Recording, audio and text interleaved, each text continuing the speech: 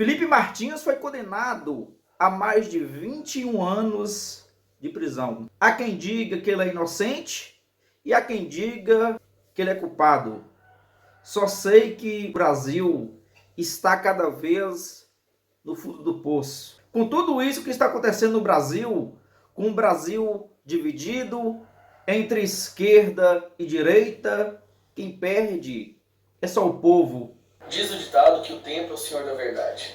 E eu tenho total convicção que é apenas uma questão de tempo, até que a verdade do que está acontecendo no Brasil, principalmente nessa ditadura do judiciário, a forma como ela se implantou e se implementou ao longo dos últimos anos, ela vai virar foco de estudos para as gerações futuras. Provavelmente ela vai ser usada para criar dispositivos para que isso nunca aconteça novamente, não só no Brasil, mas no mundo inteiro. E o nome das pessoas envolvidas nesse processo de deteriorização democrática ficará gravado na história, mas não de uma maneira muito boa.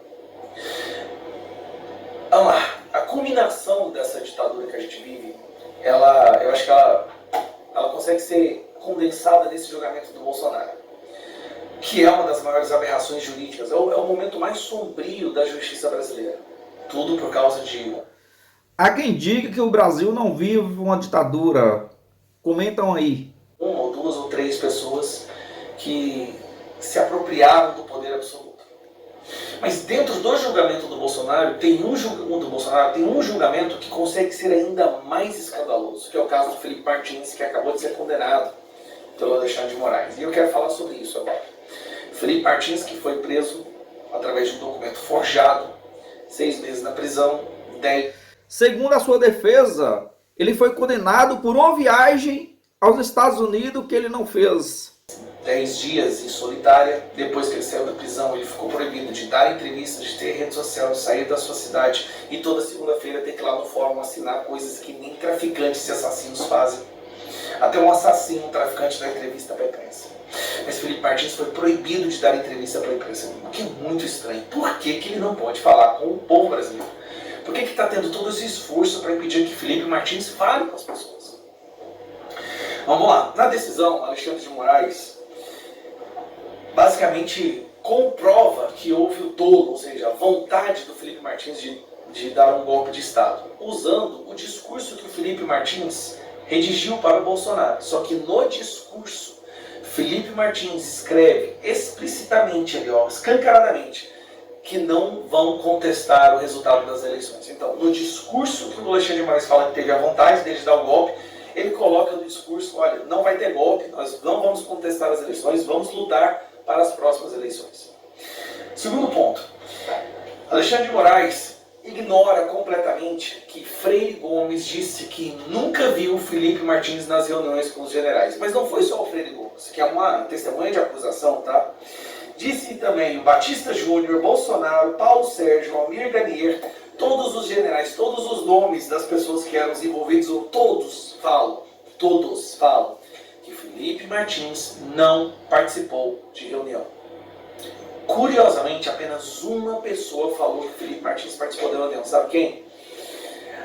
A pessoa que teve os benefícios da delação e que em vários momentos soltou áudios falando que o Mauro Cid, o delator, será que ele mentiu? O processo, todo o julgamento era uma farsa, eles já tinham decidido a culpa, ele estava desesperado, inclusive ameaçaram prender sua filha e seu pai. Vamos lá, contando isso.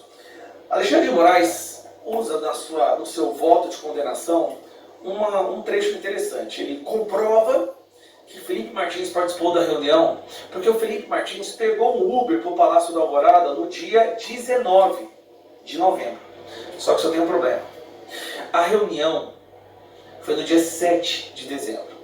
Então, Alexandre de Moraes está falando que porque o Felipe Martins pegou um Uber no dia 19 de novembro para o Palácio da Alvorada, isso comprova que ele estava na reunião no dia 7.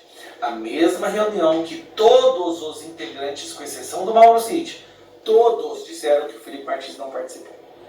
Felipe Martins provou em inúmeros momentos que no momento dessa reunião ele não estava lá, ele estava em outro lugar. E ele usou georreferenciamento, usou todas as ferramentas disponíveis.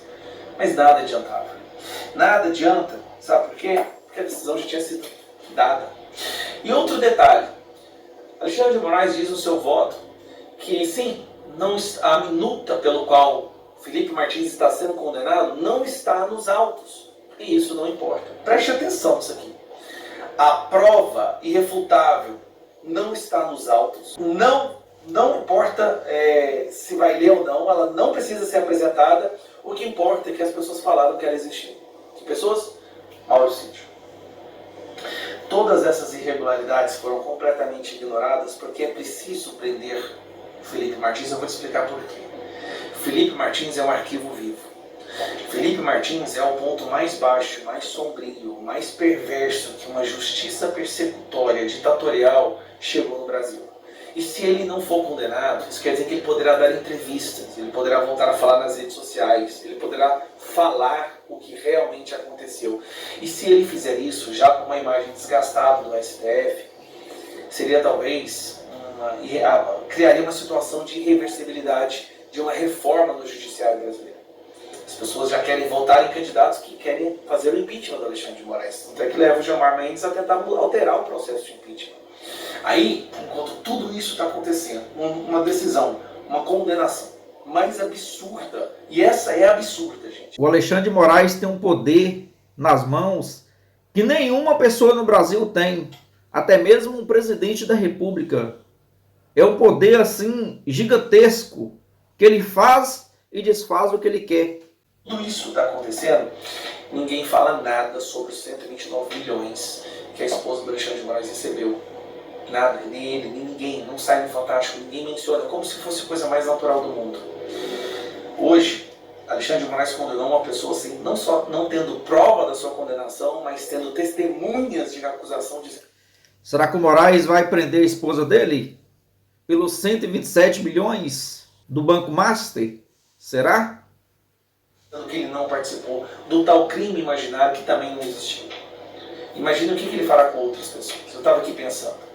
Semana passada, Alexandre de Moraes decidiu me colocar, me indiciar por uma suposta escola de inglês e uma organização, o ICIP, que estava sendo criada para, no futuro, desviar a emenda. Eu já estou condenado. O certo seria ficar calado, calar minha boca, não falar mais nada e torcer pela clemência, pela generosidade. Que mundo a gente vai deixar para os nossos filhos? Não é sério. Não é frase de efeito nem clichê. Que mundo a gente vai deixar para os nossos filhos se todas as vezes que nos tornarmos alvo dessa justiça persecutória a gente decidir se calar para sobreviver? Eu não estou preocupado com a minha sobrevivência mais. Eu não estou preocupado com a minha liberdade. Eu tenho filhos. Um dia eu terei netos. Eles terão filhos, eu terei netos. Em que país que essas pessoas vão viver? Que vergonha eu vou sentir nos últimos momentos da minha vida se eu souber que eu me acovardei? Eu não consigo viver desse jeito. É preferível viver preso. Porque nós, na verdade, todos nós já estamos presos no Brasil. É uma presícia aqui. Eu prefiro passar um período da minha vida preso do que viver o resto da minha vida sabendo que eu me acovardei. Que eu fui um covarde na defesa da liberdade dos nossos filhos. Hoje, sinceramente, hoje é um dos momentos mais tristes, mais sombrios. Condenar alguém não só não tendo provas de crime. Primeiro, não tendo crime. Não só não tendo provas desse crime, mas tendo provas de que não aconteceu, que a pessoa nem estava lá quando o suposto crime aconteceu. Você entende por que essa dosimetria ou anistia é importante? Porque não é só o Felipe, são centenas de pessoas que estão nessa mesma situação. Bolsonaro agora está sendo torturado numa cela de 12 metros quadrados na Polícia Federal, sendo que ele está com a sua saúde vulnerável, debilitado, enfraquecido. E a esperança desse pessoal é que ele morra lá dentro.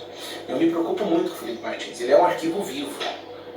Não se surpreenda se fizerem alguma maldade, mas uma gigantesca maldade com o Felipe Martins dentro do presídio, porque o que o Felipe Martins pode falar pode vir derrubar toda essa estrutura aí, desse sistema perverso.